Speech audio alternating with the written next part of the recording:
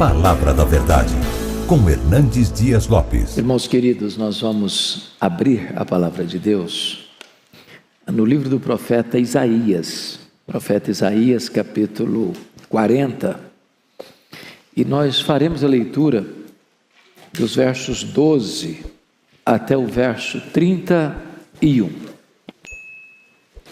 Profeta Isaías 40, versos 12 a 31.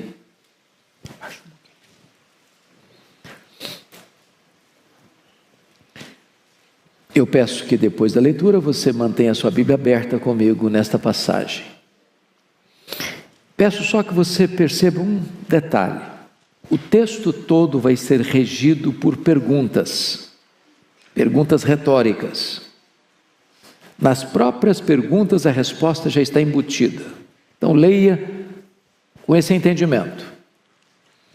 Ele está tratando da majestade de Deus e ele diz assim: quem na concha de sua mão mediu as águas e tomou a medida dos céus a palmos?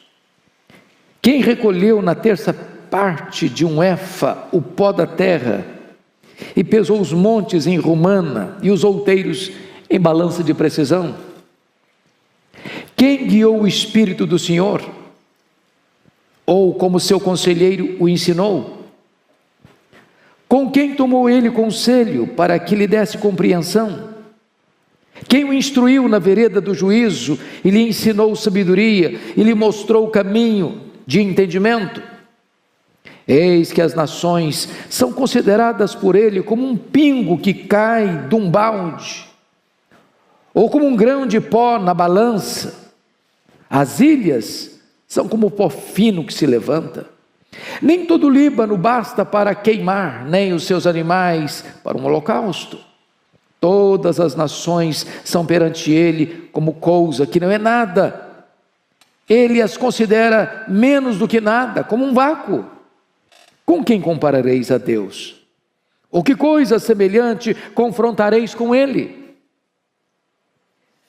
O artífice funde a imagem, e o ourives cobre de ouro, e cadeias de prata forja para ela.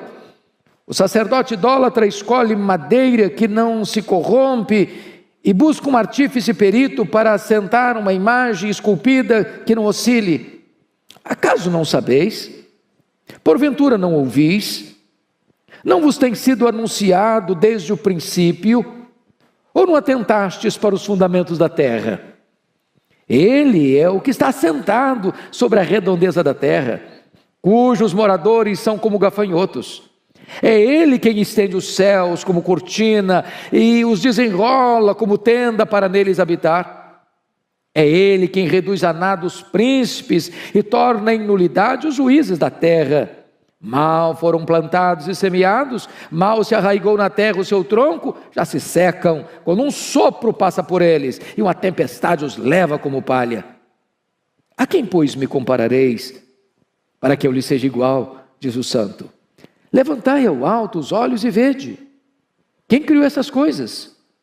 Aquele que faz sair o seu exército de estrelas, todas bem contadas, as quais ele chama pelo nome, por ser ele grande em força e forte em poder, nenhuma só vem a faltar. Por que dizes, pois, ó Jacó, e falas, ó Israel, o meu caminho está encoberto ao Senhor, e o meu direito passa despercebido ao meu Deus? Não sabes?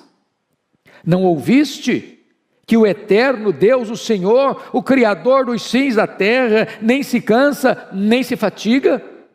Não se pode esquadrinhar o seu entendimento. Faz forte ao cansado e multiplica as forças ao que não tem nenhum vigor. Os jovens se cansam e se fatigam, e os moços de exaustos caem. Mas os que esperam no Senhor renovam as suas forças, sobem com asas como águias, correm e não se cansam, caminham e não se fatigam. Amém. Aleluia. Irmãos amados, eu gostaria hoje de pensar com vocês como nós poderemos ter a nossa força renovada, a nossa esperança revitalizada, a nossa alegria remoçada. O profeta Isaías, ele está tratando aqui da majestade de Deus, da grandeza de Deus, da soberania de Deus. E eu não encontro nenhuma razão mais eloquente do que esta para termos uma igreja viva e uma igreja forte. A Bíblia diz que o povo que conhece a Deus é um povo forte e um povo ativo. A W. Tozer, que foi talvez um dos mais importantes escritores do século passado, ele diz que o maior problema da igreja, e ele está falando da igreja do século passado, e nós falamos da igreja de hoje, é que muitas vezes nós passamos a maior parte do tempo olhando para o nosso próprio umbigo, tomando o nosso próprio pulso. Se nós conhecermos a Deus, prosseguirmos em conhecer a Deus, isso é a própria essência da vida eterna. Foi Jesus quem disse: a vida eterna é esta, é conhecer a Deus e conhecer a Jesus Cristo, a quem tu enviaste. Mas quem é o nosso Deus? Quão grande é o nosso Deus? Quão poderoso é o nosso Deus? Quão digno de confiança é o nosso Deus? Quão digno de honra e glória é o nosso Deus? Pois bem, no texto que nós acabamos de ler, ele vai mostrar para nós a grandeza desse Deus. Primeiramente, notem comigo, em relação à própria criação que existe. Notem, por favor, o versículo 12, o que está escrito: quem na concha da sua mão mediu as águas e tomou a medida dos céus a palmos? Quem recolheu na terça parte de um éfa o pó da terra e pesou os montes em romana e os outeiros em balança de precisão? Ele está usando uma linguagem poética, mas ele está usando uma figura para nós incompreensível. Vejam vocês, mediu as águas na concha da sua mão? Se você pensar no Pacífico, no Atlântico, no Índico, no Mediterrâneo, nos mares, nos rios, pensa o que é isso? Tente esvaziar o Atlântico aí com um baldinho, veja quanto tempo você vai levar. É incompreensível para nós entender que ele tomou a medida dos céus a palmos.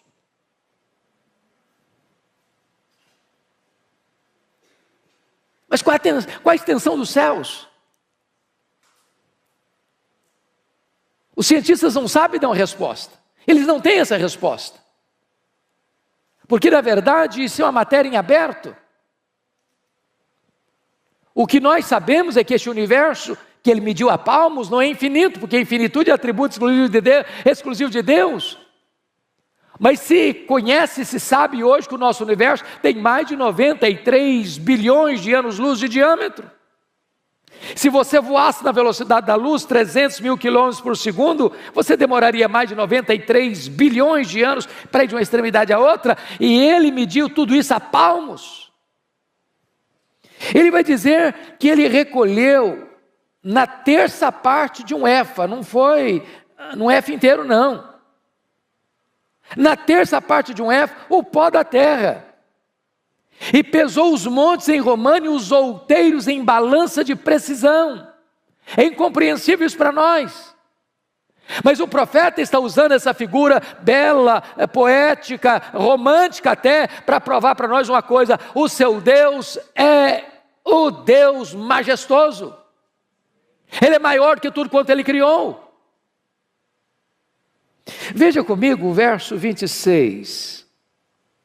Levantai ao alto os olhos e vede quem criou estas coisas. Aquele que faz sair o seu exército de estrelas, todas bem contadas, as quais ele chama pelo nome, por ser ele grande em força e forte em poder, nenhuma só delas vinha a faltar. É outra coisa espantosa. Porque os cientistas dizem que tem mais estrelas no firmamento que todos os grãos de areia de todas as praias e desertos do nosso planeta. Ele não apenas criou todas elas, ele batizou cada uma delas pelo nome.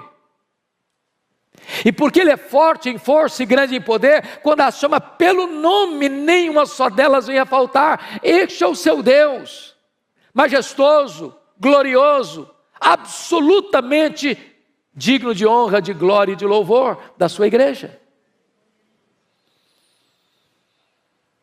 Mas em segundo lugar, veja comigo nos versos 13 e 14, que ele vai mostrar a grandeza do seu Deus em relação ao saber, ao conhecimento. Ele diz assim: quem guiou o Espírito do Senhor? Ou como seu conselheiro o ensinou? Com quem ele tomou conselho para que lhe desse compreensão? Quem o instruiu na vereda do juízo e lhe ensinou sabedoria e lhe mostrou o caminho do entendimento? Ele está perguntando em outras palavras para nós assim: em que escola ele estudou? Qual foi a faculdade que ele fez? Onde ele fez a sua pós-graduação? Onde ele fez seu mestrado? Onde ele fez seu doutorado? Onde ele fez seu pós-doutorado? Quem foi o professor de Deus? Quem instruiu a ele? Quem ensinou a ele? Quem deu a ele conhecimento?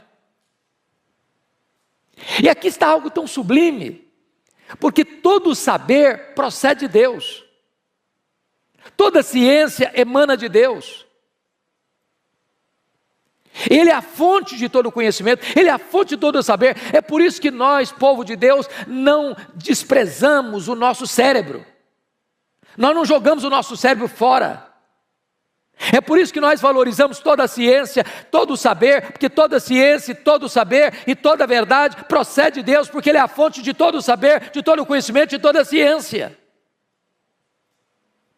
Nós sabemos fragmentadamente, Ele sabe completamente. Nós sabemos parcialmente, Ele sabe o todo.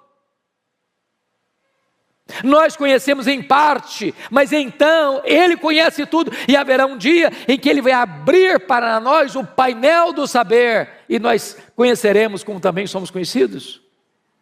Esse Deus é digno de honra e de glória.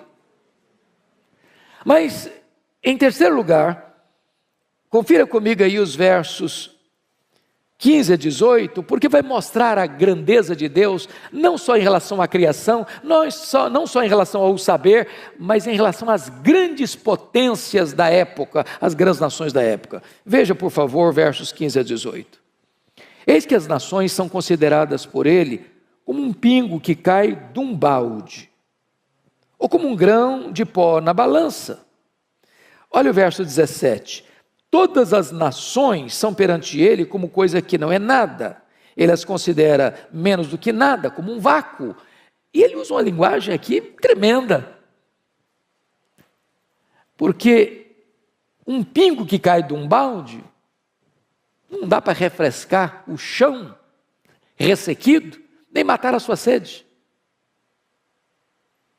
Ele olha para essas grandes potências, pense comigo nas potências do passado, o Egito, a Síria, a Babilônia, Império Medo-Persa, Império Greco-Macedônio, Império Romano.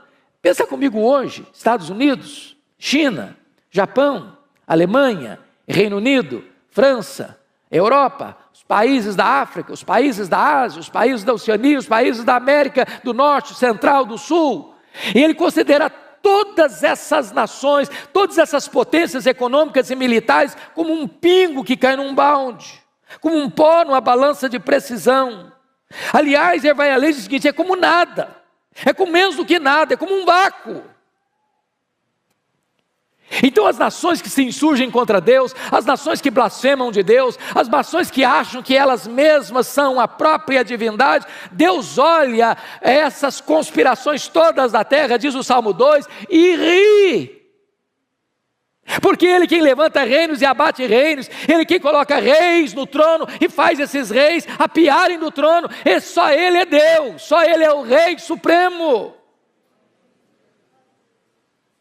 Mas o profeta Isaías vai além e vai mostrar a majestade de Deus, a grandeza de Deus, em quarto lugar, em relação aos ídolos. Confira comigo os versos 19 a 21.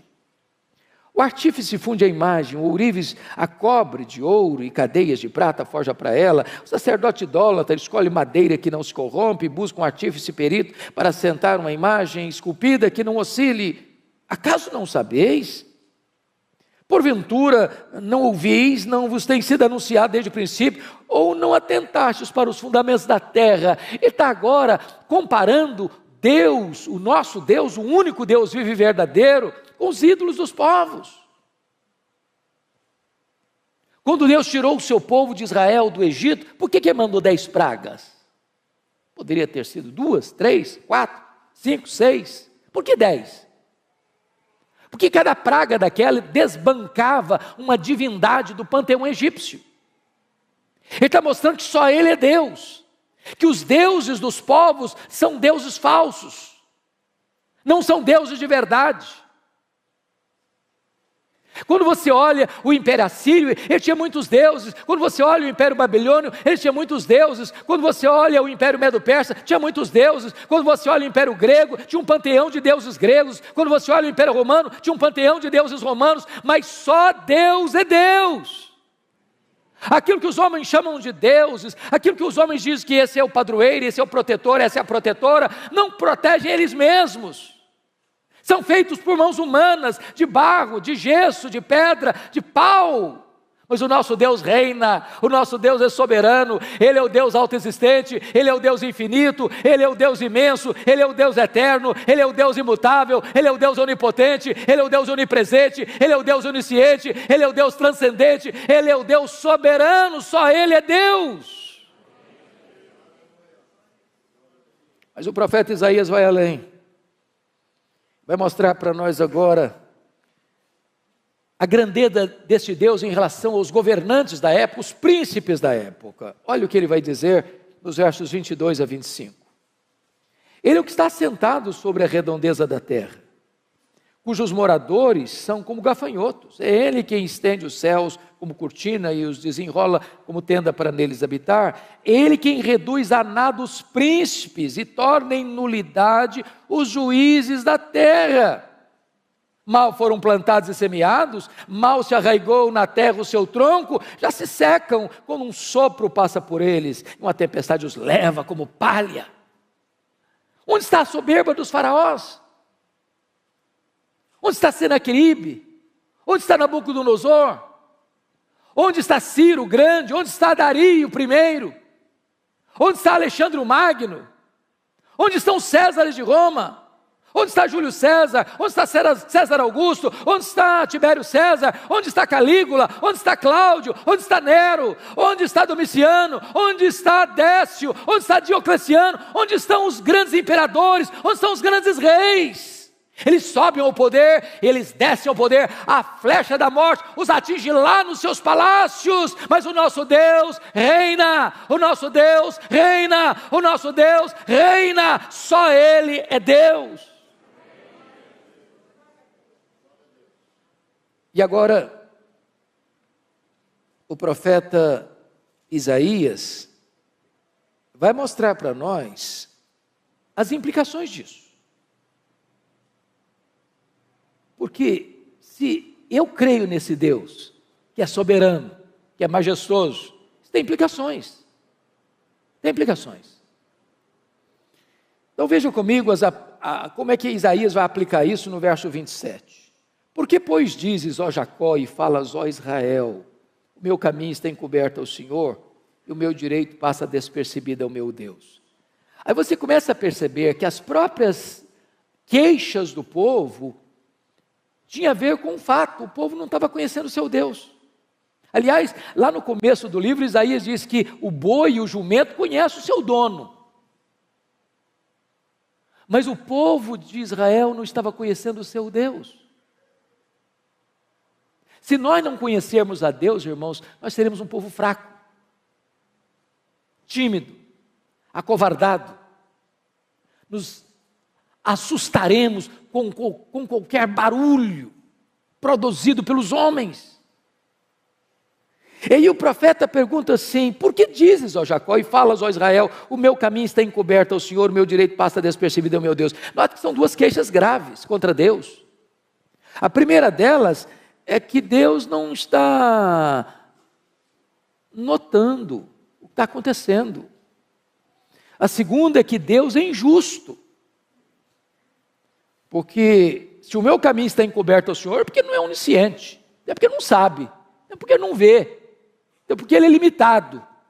Agora, quando ele diz aqui que o meu direito passa despercebido ao meu Deus, está dizendo, Deus é injusto, eu mereço e Deus não me dá. Eu estou passando por uma situação que eu não mereço passar, eu mereço coisa melhor, eu devia ter coisa melhor, e Deus não está me dando o que eu mereço.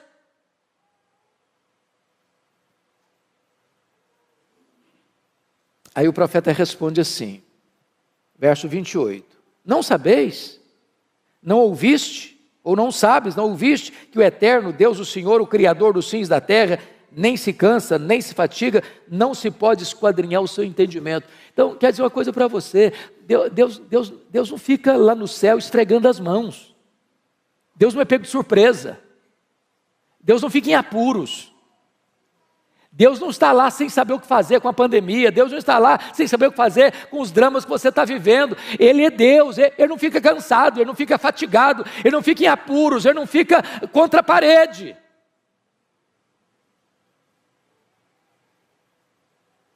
Mas notem uma coisa,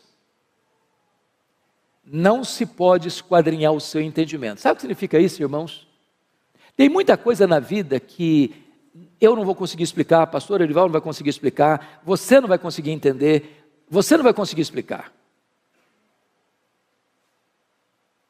Porque se eu pudesse entender Deus no seu aspecto pleno, eu seria igual a Ele, eu não seria Deus. Eu sempre serei limitado. Os atributos incomunicáveis de Deus nós não teremos nem no céu. Há coisas que você e eu não vamos entender. Eu fico olhando a história do Jó, por exemplo, que foi golpeado na vida financeira, na saúde, no casamento, nas amizades e com os filhos. E o que Jó fez? Ele perguntou, ele quer saber. Ele fez 16 perguntas, por quê, por quê, por quê, por quê, por quê? Ele fez 34 queixas contra Deus, e a resposta de Deus para ele foi o silêncio. E quando Deus falou, Deus não respondeu nenhuma das 16 perguntas, nenhuma das 34 queixas, ao contrário, Deus fez 70 perguntas para ele. A Bíblia diz que Deus o restaurou, mas Deus não explicou. O que Deus promete para você é restauração, nem sempre explicação. Às vezes você diz assim, pastor, é verdade, eu vou chegar lá no céu com a minha listinha de perguntas, eu vou querer saber muita coisa. Não vai querer nada. Não vai querer nada, sabe por quê? O céu é autoexplicativo. Primeiro instante que você chegar no céu, todas as suas dúvidas terão sido dissipadas. Lá não tem interrogações, lá não tem perguntas, lá tem respostas. Lá nós conheceremos como somos conhecidos. A nossa leve e momentânea tribulação aqui produzirá para nós eterno peso de glória, acima de toda comparação. Mas ele prossegue no texto, confira comigo no verso 29, quando ele diz assim, esse Deus faz forte ao cansado e multiplica as forças ao que não tem nenhum vigor. Talvez você está hoje aqui, meu irmão, de tanque vazio. Talvez você está aqui andando na reserva. E eu quero dizer para você que Deus trouxe você aqui nesta noite para dar uma B12 na sua veia espiritual. Deus trouxe você aqui hoje para dizer o seguinte, olha meu irmão, você não precisa andar fraco e abatido não, você pode ser fortalecido, o Deus Todo-Poderoso é o seu Deus, é o seu Pai, e Ele está aqui hoje para fortalecer você, levantar você. Ele diz no verso 30, confira comigo, os jovens se cansam e se fatigam, e os moços exaustos caem. O que ele está dizendo? Hoje eu assisti o sermão do pastor Ivaldo, às 8 horas, e ele deu uma pincelada nesse assunto aqui. Se você confiar, jovem, na sua força, o jovem tem vigor, ele é forte, ele enfrenta a luta e vai para frente, vai para cima, ele tem força, ele tem vigor. Mas isso é limitado, sabia? Tem muito jovem cansado. Tem muito jovem arquejado. Tem muito jovem fatigado. E é Deus, e só Deus pode multiplicar suas forças, renovar seu ânimo, dar esperança para você. Por isso o texto no verso 31 diz algo sublime. mas os que esperam no Senhor. Renova as suas forças. Não é o forte na sua força, não é o sábio na sua sabedoria, não é o rico na sua riqueza, é os que esperam no Senhor. Não é o trabalho que você tem, não é a empresa que você dirige, não são os negócios que você tem, não é a tradição da sua família, não é os diplomas que você granjeou nos seus estudos acadêmicos, é os que esperam no Senhor. E aí ele faz uma comparação interessante. Os que esperam no Senhor renovam as suas forças, sobem com asas como águias, correm e não se cansam, caminham e não se fatigam. E eu fico sempre curioso quando leio isso aqui, porque eu li alguns livros de oratória, alguns livros de retórica, e quase todas as obras que eu li, se não todas, nesta área, diz que um discurso precisa terminar lá em cima e não lá embaixo. E se você e eu fôssemos o escritor desse versículo aqui, talvez seguindo as leis da retórica, da oratória, nós mudaríamos os verbos. Nós leríamos assim: os que esperam no Senhor caminham e não se fatigam, os que esperam no Senhor correm e não se cansam, os que esperam no Senhor sobem com asas como águia. Não é assim? Corre, anda, corre e voa. Só que o profeta bota não em grau ascendente, mas em grau descendente. Por quê? Muito provavelmente, porque as nossas forças são drenadas, desidratadas. Não é nas poucas vezes que nós voamos, nem nas algumas vezes que nós corremos. Tem muita gente que não consegue correr mais, o joelho não deixa. Me too. Mas às vezes a gente fica estressado, cansado, esgotado. É na dinâmica da vida, do andar. É a rotina da vida. Levar filho para a escola, pegar filho da escola, levantar cedo e ir para o trabalho, voltar do trabalho para casa. Domingo após domingo, vir para a igreja, voltar da igreja para casa. Essa rotina do andar esgota você. E Deus é poderoso hoje aqui para renovar-nos, enquanto voamos, enquanto corremos, enquanto caminhamos. Mas aqui eu queria aproveitar, amanhã é feriado, Marival vai me dar um desconto, e eu queria olhar por que ele compara com a águia.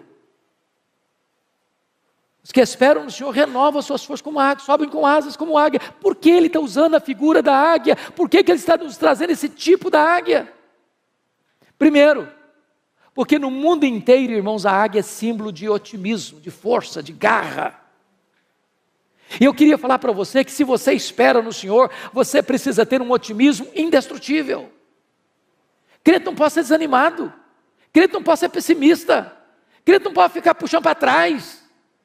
Crente não pode ficar olhando a vida de óculos escuros. Nós somos como a águia.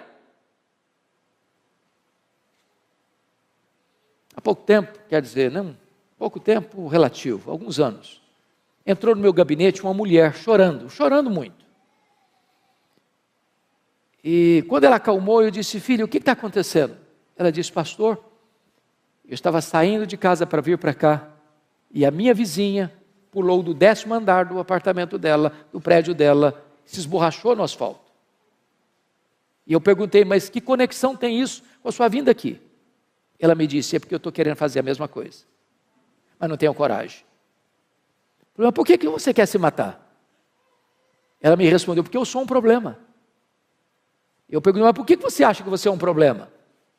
Porque o meu pai sempre me disse que eu era um problema. Aí eu saí de casa para me casar com o primeiro pretendente. Falei: o que aconteceu? Meu marido dizia as mesmas palavras do meu pai: você é um problema. Pastor, eu sou um problema. Falei: mas o que você fez? Falei: eu me divorciei dele, me casei de novo. Falei: o que aconteceu? O segundo marido dizia que eu era um problema. Falei: e daí? Falei: eu me divorciei dele, casei a terceira vez. Falei: o que está acontecendo?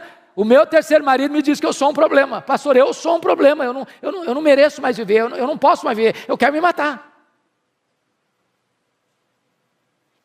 Eu senti compaixão por aquela mulher e disse para ela 3 coisas. Ela é uma mulher cristã, membro de uma igreja evangélica.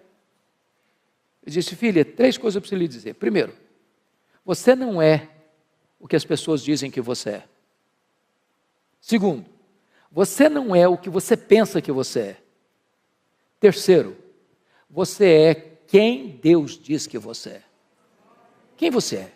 Você foi criado à imagem e semelhança de Deus. Você é amada por Deus. Deus amou você e deu o seu filho para morrer em seu lugar. Você é a menina dos olhos de Deus. Nunca olhe para você e despreze você, porque quando você despreza o projeto, você está desprezando o projetista. Valorize, porque você tem valor em Cristo. Em Cristo você é precioso, você é preciosa. Então lute pela sua vida, em vez de desistir dela. Mas ainda, irmãos, em segundo lugar, se nós somos como a águia, isso nos ensina uma segunda lição, o princípio da piedade progressiva.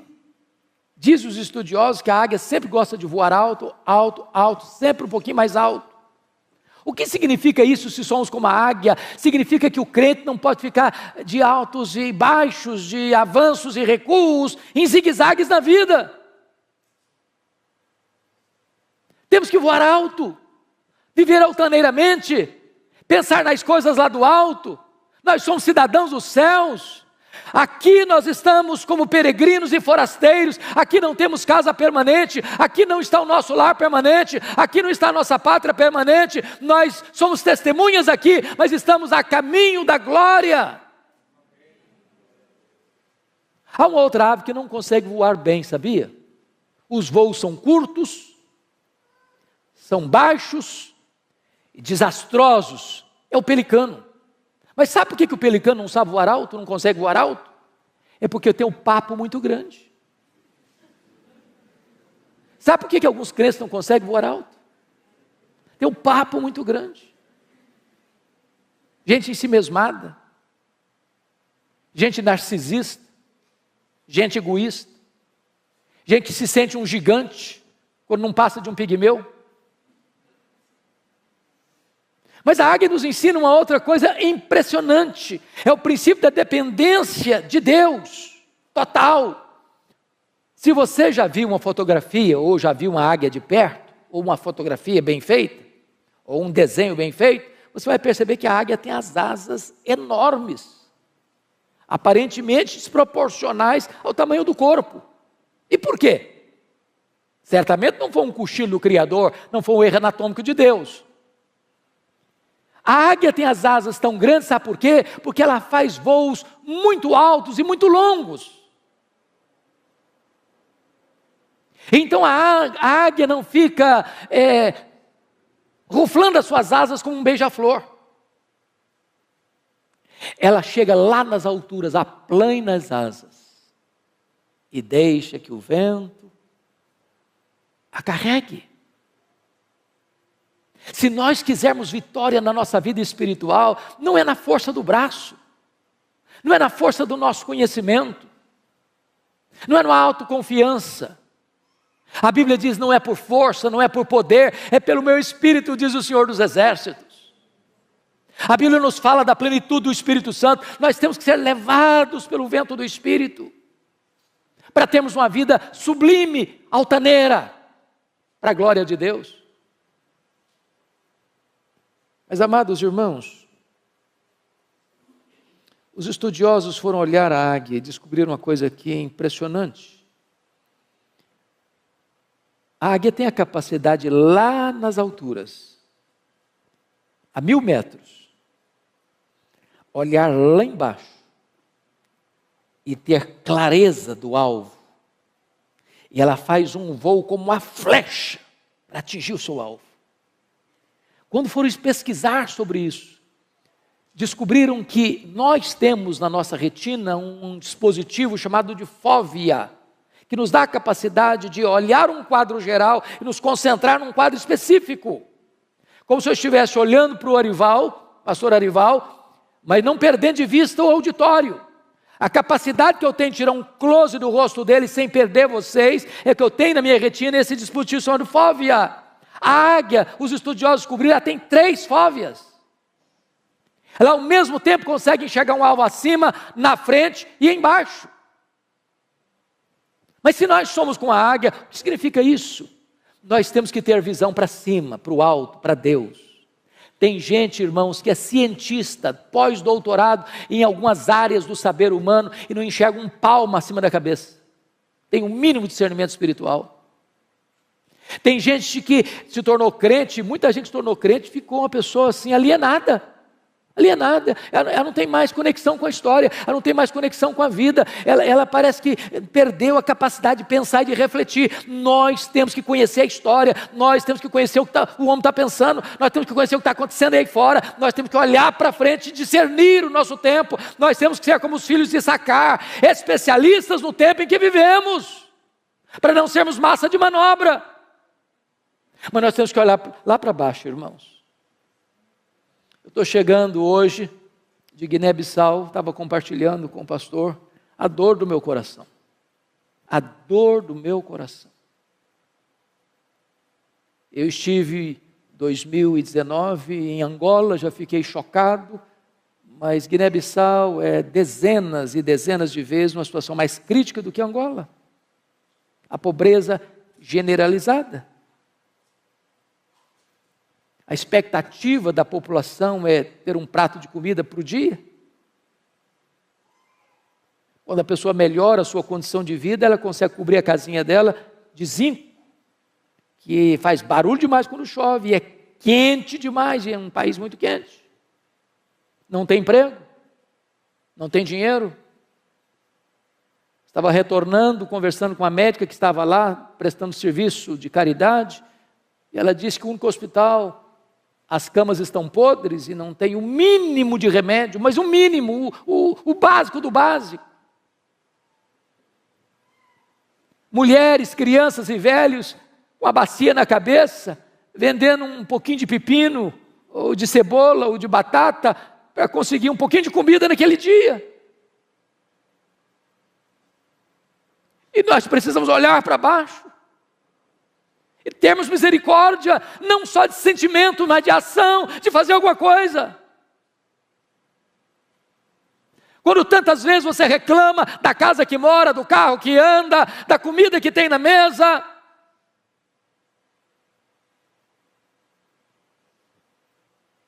Mas ainda, irmãos, me permita 2 coisas para encerrar. Lá no Salmo 103, versículo 5, a Bíblia diz que Deus renova a nossa mocidade como a da águia. Isso é impressionante para mim. Porque se Deus renova a minha mocidade como Deus renova a mocidade da águia, eu tenho que saber como é que Deus renova a mocidade da águia. E a águia tem uma capacidade de superação incrível. Porque quando ela percebe que ela está com as suas penas enferrujadas, com o seu bico enferrujado, com as suas garras impotentes, ela faz algumas coisas interessantíssimas. Ela se isola, ela fecha a sua agenda, ela para a sua atividade, e ela vai lá para o alto de um penhasco e fica lá, sozinha. Tem hora, amado irmão, que nós precisamos dar uma parada, para saber por que eu estou fazendo o que eu estou fazendo. Não tem nada mais perigoso do que o ativismo, sem reflexão. Deus não nos chamou prioritariamente para fazer a sua obra, Deus nos chamou prioritariamente para andarmos com Deus da obra.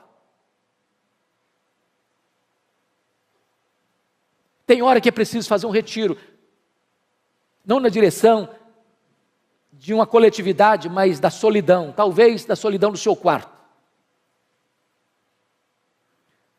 A águia, ela mesma tira as suas penas enferrujadas.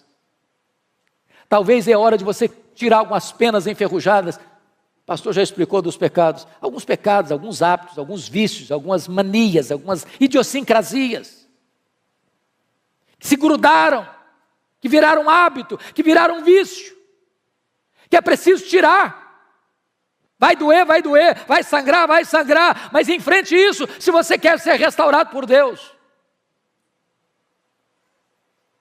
A águia amola o bico na pedra para tirar aquela ferrugem.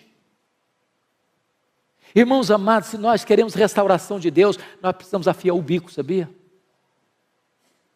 Tem muito crente entrando em brigas feias, nos bastidores da internet. Brigas horríveis, falam mal uns dos outros, criando contenda uns com os outros. Está na hora de parar com isso, não perder tempo com isso. Para ler um pouco mais a nossa Bíblia, orar um pouco mais, buscar mais a Deus, consagrar-nos mais, usar melhor o nosso tempo. A águia bate com as garras na pedra, para que aquelas garras frágeis caiam e possam surgir novas garras fortes. Nós precisamos de armas, não enferrujadas, mas poderosas em Deus, para destruir fortalezas e anular sofismas. Quando a águia termina todo esse processo, daqui a pouco ela vai se remoçando, as penas vão nascendo, o bico vai nascendo, as garras vão nascendo, e ela sai de lá completamente remoçada para dar início novamente às suas atividades. Mas eu quero concluir, porque está escrito lá em Jó, talvez se você pudesse conferir comigo, Jó capítulo 39,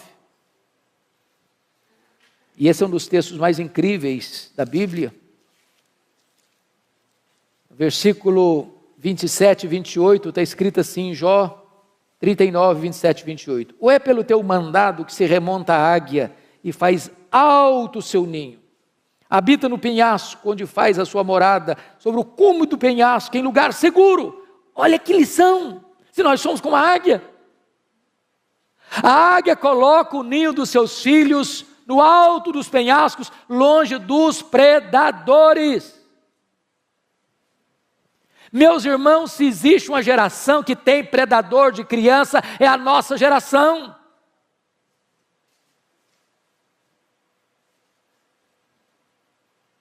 Os carros de sons ficam nas portas das escolas, panfletando meninada. É uma festa hoje, é uma reunião amanhã, é uma proposta hoje, é outra proposta amanhã. As igrejas até recentemente estavam preocupadas com seus adolescentes. Hoje não é mais com adolescente que o povo está preocupado, não. É a idade de 4 a 9 anos, é nessa idade que estão dizendo para o menino, é aí que você vai decidir se você vai querer ser homem ou mulher.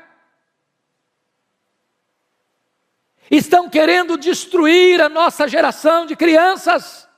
E nós, pais, precisamos colocar o ninho dos nossos filhos no lugar alto, longe dos predadores.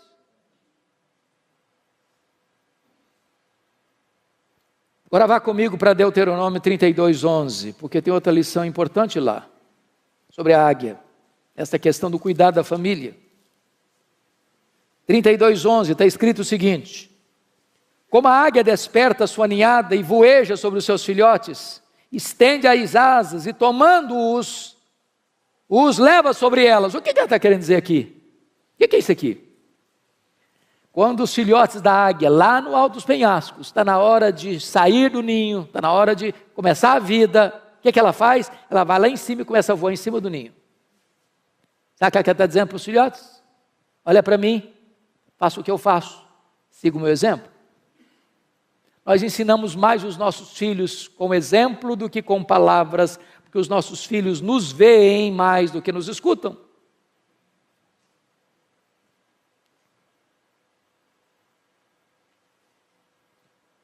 Mas talvez você pergunte, pastor, eu sou um pai exemplar, eu sou uma mãe exemplar e eu estou tendo problema em casa. Eu admito isso. Às vezes a gente tem que pegar mais leve com alguns pais. Porque eu vejo um Samuel tendo filhos complicados. Eu vejo um Davi tendo filhos complicados. Eu vejo um rei Ezequias tendo um filho muito complicado. Mas o que a águia faz quando os filhos não querem seguir o exemplo? Ela vai lá no ninho, tira o capim macio, deixa só os espetos. Tem hora que a única linguagem que os filhos vão entender é a linguagem da disciplina. E, por favor, não entenda que eu estou falando de espancar filho, de agredir filho, de achatar a autoestima do filho, não é isso que eu estou falando. Mas todo filho, toda filha precisa de disciplina. Disciplina é um ato responsável de amor. Todo filho, toda filha precisa de limites. Que horas vai sair? Aonde vai? Com quem vai? O que vai fazer? Que hora volta? Filhos sem limites vão ser o desgosto dos pais. Mas alguém pergunta, pastor, e se os filhos nem a disciplina aceitam e se recusam a ser corrigidos? O que se faz? A águia toma uma atitude radical. Ela arranca o filho do ninho e joga no espaço. Filhote que nunca voou, não sabe voar, vai dando cambalhotas. E ela deixa, até fazer o que ela faz aqui. Estende as asas, tomando-os, os leva sobre ela. E ela faz isso uma, faz isso duas, faz isso 5, faz isso 10 vezes, até que o filhote aprende a voar sozinho. A lei da águia é esta: meu filho precisa ser meu discípulo. Eu não desisto dos meus filhos. Eu não abro mão dos meus filhos. Aqui está um princípio espiritual. Não abra mão dos seus filhos. Não desista de seus filhos. Você não gerou filho para a morte, você não gerou filho para o cativeiro, você não gerou filho para povoar o inferno. Seus filhos são herança de Deus. Lute por eles, chore por eles, ore por eles, jejue por eles, não desista deles.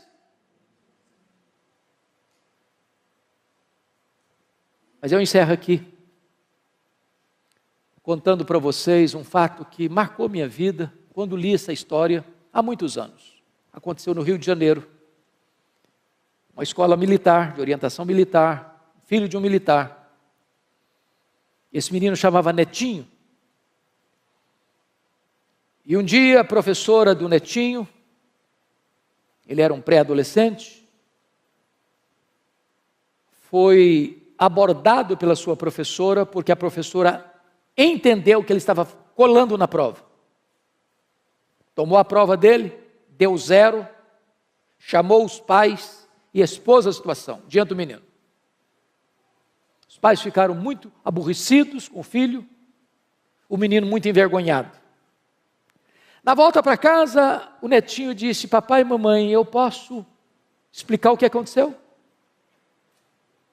Os pais disseram: não, nós estamos com vergonha do que você nos fez passar, você não tem o direito de falar conosco. E o menino murchou, encolheu, rendido a uma grande tristeza. Passou uma semana: papai e mamãe, posso falar com vocês? Não, você não tem o direito de falar conosco. E o menino se entregou a uma profunda tristeza. Depois de uns 15 dias, o menino muito triste, sem poder falar com os pais, o pai pegou a mãe, foram ao supermercado fazer compra, deixou o revólver, ele era militar, em cima da geladeira. Netinho pegou um papel, pegou uma caneta, começou a escrever uma carta. Diz: papai e mamãe, me perdoem, mas eu não suportei a dor de não poder olhar nos olhos de vocês e falar com vocês. Falar que eu fui inocente. A minha professora se equivocou. Mas eu não tive o direito de me defender, nem mesmo com vocês. Eu não aguentei essa dor, me perdoem. Pegou o revólver do pai, deu um tiro na cabeça. Quando os pais chegaram, o Netinho estava caído numa poça de sangue, com o revólver de um lado, a carta do outro.